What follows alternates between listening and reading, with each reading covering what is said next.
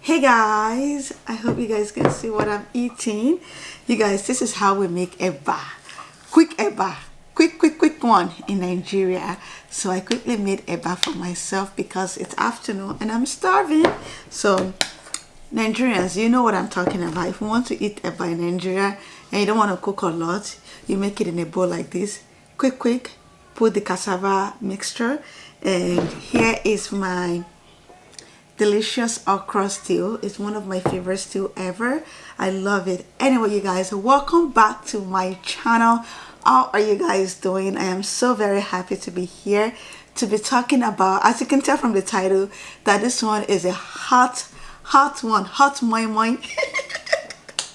Hot moi moi today. I am going to be gisting you guys, and this is going to be like series on this channel. Once in a while I'm going to come here and tell you guys what I have passed through. If you're new to my channel, my name is Abby. This is my cooking channel. I am going to be doing, like I said, some series of what I have passed through, you know, coming abroad, everything I went through here. I am going to be sharing with you guys. And even though I have talked about my immigration experience before on my family channel, but I didn't really go deep like that. But this time I am comfortable, you know, coming out here and talk about it and, you know, just share some light on things. And I don't mind sharing because it's all in the past now, so I do not mind sharing. So I'm going to be eating my eba and I'm going to be gisting you guys that one of the obstacles that I went through before I got my papers in Canada. Please make sure you subscribe to my channel, hit that subscribe button, share this video. I would love to have you guys here. Share it, thumbs up, please. Your thumbs up goes a long way, so please do that for me. So let's get going. So this okra stew was made by me. I have different kinds of meat. I have smoked turkey, goat meat, and stockfish. I have goat legs. I have dry fish, everything in here. So we're going to be eating. All right, if you don't know, I live in Canada, Toronto, and I got here about 20 years ago. And I came here as a student, and oh my gosh, back then, I just until I ate this.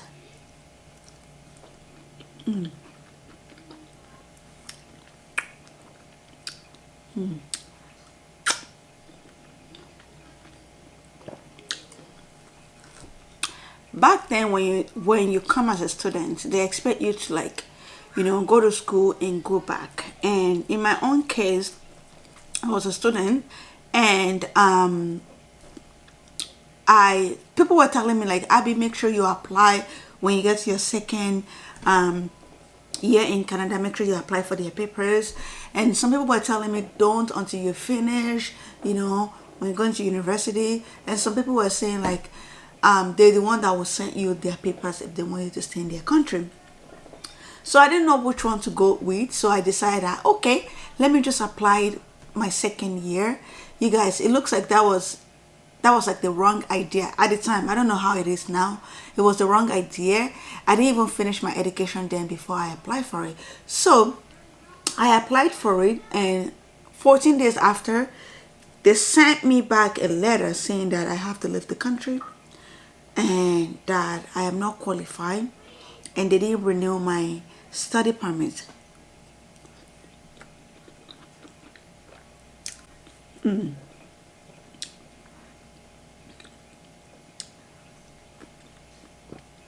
Oh my god. So that was where my problem started. Oh my god. So nothing was renewed, so I was going to school without study permit. I got lucky that they didn't ask me for study permits in school. So now I started looking for how to get my papers. Today I'm not here to tell you guys how I got my papers, but it was one of the most hardest thing that I went through in my life. It took me, after the application that I got denied when I applied for my PR, it took me another 7 good years for me to get my paper. So I'm not even jumping to how I got my paper. That will be in another video. I got to an extent that, oh, my mom is calling. Okay, let me just answer my mom quickly. I'll tell her I'll call her back. Yes, ma'am.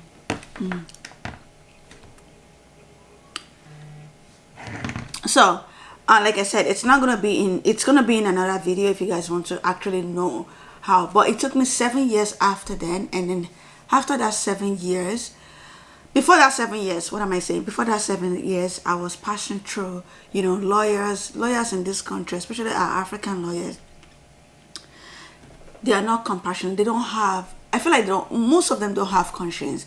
The way they charge us, we come here, especially like single person like me, single lady like me who came here to study, and then I have immigration problem. Now they want me to go back home. As soon as lawyers here hear that you have immigration problem and you want their help, they start charging you. The cost of lawyers to even help you fill out applications, not even to talk, like to defend you in front of immigration, it's just unbelievable, you guys. I started looking for lawyers. So I came across this lawyer that somebody introduced to me. So now that they have denied my paper, so I told him, oh my gosh, I need help. So he said to me, and he's a famous lawyer too, I'm not going to mention his name here. He said to me, for me to even write them that to consider you again, I need you to pay me $700 just for me to write them a letter for them to change their mind. I know they already changed, they already made up their mind that to go back to Nigeria. But he said for them, this is not appealing on anything, just like for him to write me a letter. So I said, okay, $700. I didn't have any job. I was depending on my parents from Nigeria. So I paid him $700. My mom sent me that money, so I paid him.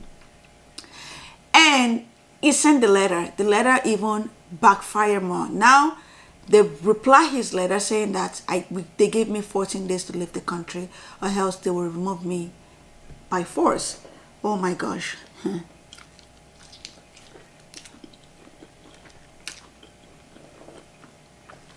So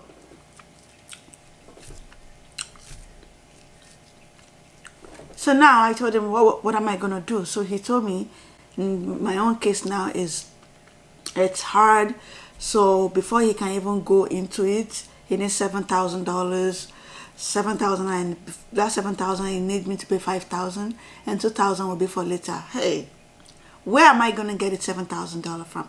My parents, like, even though they sent me to school here, my mom was like, every kid that are here to go to school, nobody's having this problem. Why is it you that, now that you have 5 years of study, now that you went and applied for this thing before your time, before you finished school, why did you do that?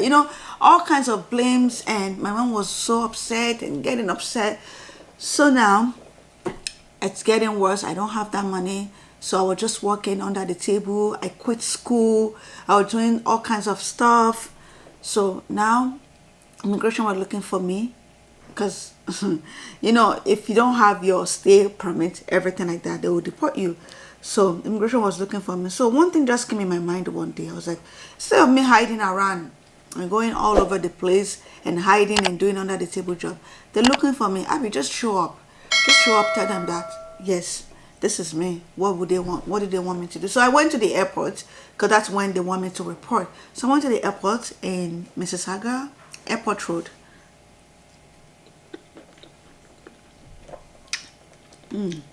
I can't resist this sauce.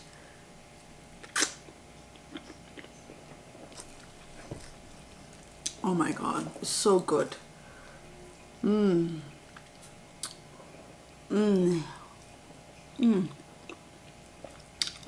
Sorry, you guys.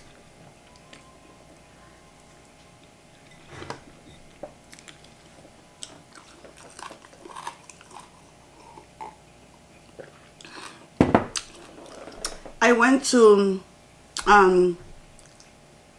fine. So I reported at the airport. I showed up, they looked for my name, and they told me to start reporting there every month, every 5th of every month at the time. Every 5th of every month. And they said to me that if I don't report, if I miss a day without reporting, it's gonna be a problem. So so I asked them, what is this report going to do? Like, why am I reporting every month? So they said, so to keep track of me, that I'm still in the country, that I haven't run away, something like that. So I started reporting. And I was like, okay, maybe one day they will take me, like when I report, I won't be able to go back home. They'll take me to Nigeria, something like that. So I was just Even my mom was like, you know what, they want to deport you, just come home, you know. So all hopes were lost, you guys, because I know for sure I don't have any means. My paper is already ruined. I ruined it myself. I messed up big time. Now I don't have money to pay lawyers. I can't even do anything else. It's so complicated. So what I did was I started reporting every month. So one day I made a friend with the officer that I usually go report there. So I made a friend with him. I was like, every time because he sees me like almost every month. So I was talking to him. He's like, "You're so young," because I was young. He said, "You're so young. Why do you have this? Where are your parents?" So I told him my situation, and he was like, "Wow, I don't know what it is that day." And he told me, "Oh wow." So I told him everything that happened, being honest and everything.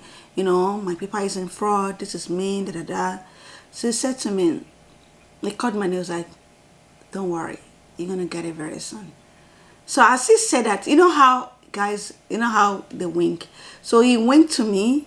I don't know what it is. I didn't even get it. Because all I did was like, I thought he was just trying to like advise me. So I was like, "You're going to get it. Don't worry. Don't worry." So I said, "Thank you." I went home. And mind you, I always do all this, you know, cash job here and there. Just to like, you know, support myself and everything. It wasn't like a legal job. It was just like helping out, you know, just to support myself. And that time I always got lots of support. You know, I didn't know any mosque, so I used to go to church. I'm just being honest with you guys. I used to go to church, and the church that I used to go to, they always helped me a lot, grocery wise, money wise, just because a young girl, and I don't want to do something bad. So I'll go to church, you know, just to like, not like to get papers or anything, but that was all I could do at that time, just going to church and then meeting people. So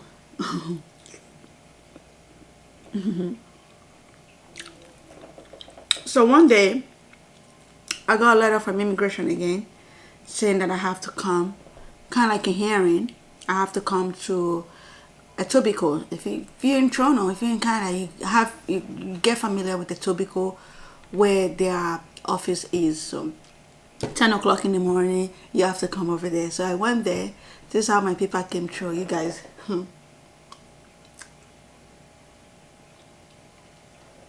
So I went there, you guys. As soon as I got there, if I tell you guys what I did, I was so worried. I just want them to pity me. I just want them to like have pity on me. I want them to like show mercy on me. Just like consider me. I've thought of everything I could do in my life. You know, I don't want to be deported. I don't want to go home. There's so many things you can do in this country. And I work with my two hands, you know. And also that time I go to school, but I wasn't going to private school that I was just going to like adult school. They're kind of free. So I was just doing some little things. So like I was thinking of something that when they see me, they will have pity on me. They will pity me. They will consider me. So I went and bought bandage. I've told all my friends, if you are very close to me, you will know this story of mine, because I tell people that are very close to me this story. I went and bought bandage, not bandage, big bandage. So I now wrap it on my leg, so that I will look like I fell down and it's swollen. And I have this kind of legs that looks kind of swollen. Even nothing is wrong with my leg, but I have a puffy legs, just like my mom. So I wrap the bandage around my legs, so that when they see me, they will not pity me. And it was in a winter day. So I went for my interview. So when I got there, it was really cold, you know, and I couldn't wear my boots. I wear slippers. On a winter day, going for like your hearing, instead of winter boots, very cold day. So I wore slippers. So as soon as I got there, everybody was looking at me like, you don't have boots, or you don't one of those boots that you wear when you crack your leg, kind of like a boot, but like shoe.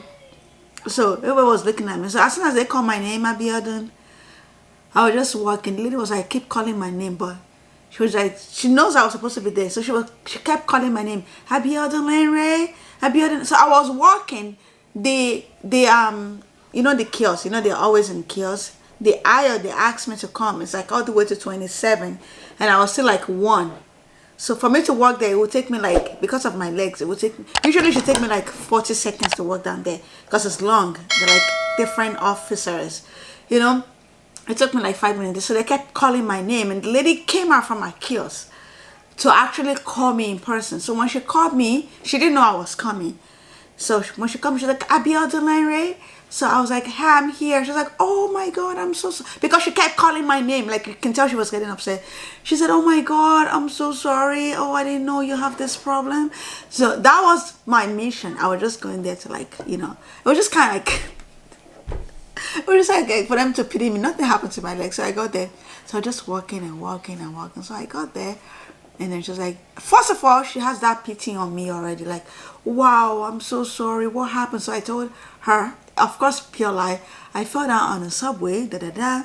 And then, um, and then, just like she sat me down, she opened my document. She said that I worked, I go to school, I got letters from everywhere I was supposed to get a letter from. And then she's like, honestly, it's been 7 years that we have been trying to, like, get you deported. And there's just reason that God wants you to stay in this country. And that's why you haven't been back home. So today I'm going to approve your paper. You just have to be in this country. You guys. Oh my God, that moment still comes to my head every day, and every time it comes to my head, I always cry. Oh my God, like I'm just remembering everything, and it's so clear in my head. Like, what? It's like, you deserve to be in this country. You're the kind of people that will want here. And I'm going to, like, I'm tearing up again.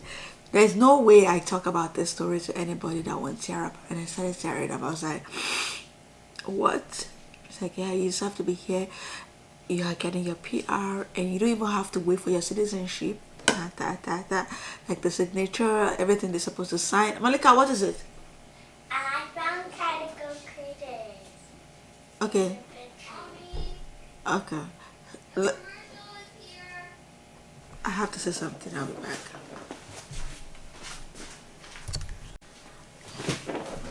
Sorry, I had to go help my daughter.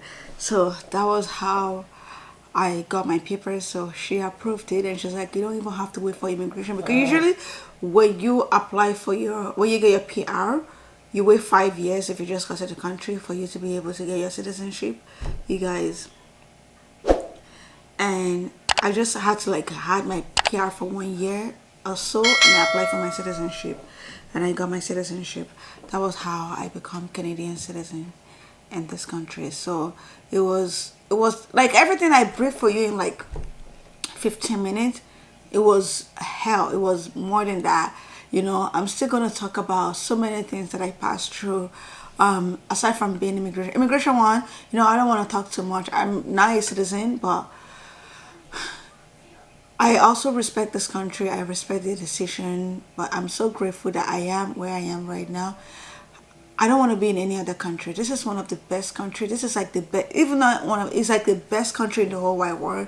Like the opportunities that I have here, to have my babies here, to bring my husband here, my kids, my stepchildren, to be able to, it's like when you have baby and then your baby have babies. You know what I mean? I become a Canadian citizen.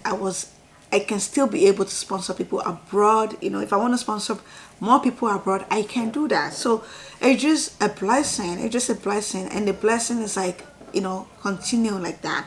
So this is how my immigration story just happened. And I am so grateful. Like I said, I am very grateful for all of you guys that are not citizen yet, or because PR is like almost like citizen. So PR, citizen, whatever. I am sending you so much love. I'm telling you to hang in there. Prayer is the key, and focus, and don't tell anybody your plans. Just do your thing and your paper will come true. I know a lot of people who are still praying for their papers. And when I see people who are like citizen and then like trying to like boast of it, like, oh, I'm a Canadian, I'm like, shut up. Like, so if you're Canadian, so what? I know it is good to be proud, but like, don't rub it on people that are not yet there, that are not yet Canadian, they don't have their papers. Some people are having serious immigration problem right now, and people just rub it on other. Like, immigration is, I see them as After God is immigration. If you're in abroad, after God is them, because they can deal with you mercilessly. And some people just come to this country, they get your paper like that, one time, done. So those are the people I feel like they are the most luckiest and blessed. I'm blessed too. I am so blessed, but they are so blessed. But at the end of the day, I'm also like I always pray. I always say thank you to God, because I'm glad I didn't get my paper when I applied for it. Because the first time I applied for it, I won't be able to know what I have, because if you get your paper, you apply, you get it, you won't be able to tell that that paper is heavy. Just like what I always tell my stepchildren: you guys come to this country, you even brought your paper here, freely moving around and do whatever you want. You don't know what you have. Go and ask people that are in shelter. Go and ask people that they have been denied. Go and ask people that they give 14 days to leave the country. Then you will know, you will appreciate the people that you have. When they're acting up, because sometimes they act up. When they're acting, I might tell them, I call them, I say, bring your head back here, because you don't know what you have. This paper that you have, some people are paying more than thousands of thousands to get it. So don't misuse it. So I always give thanks I didn't get my paper that time, because if I get it, I know my life won't be better now, because I'll just misuse it. I won't know how to like think and invest and do something better. So yeah, I'm just so grateful, you guys. I feel like I've been talking a lot without eating my food. I have to go finish up my food. So that's why I want to come here today and say, immigration showed me pepper in Canada. The pepper that is spicier than the real pepper in real life. So yeah, but I'm so grateful now. So anyway, you guys, thank you guys so much for watching. I hope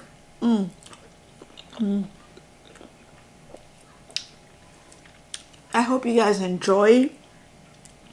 If you enjoyed today's video, please subscribe, and I wish you all the best. If you're looking for your papers, your status, everything that you're applying for, it will come true by the special grace of Almighty Allah.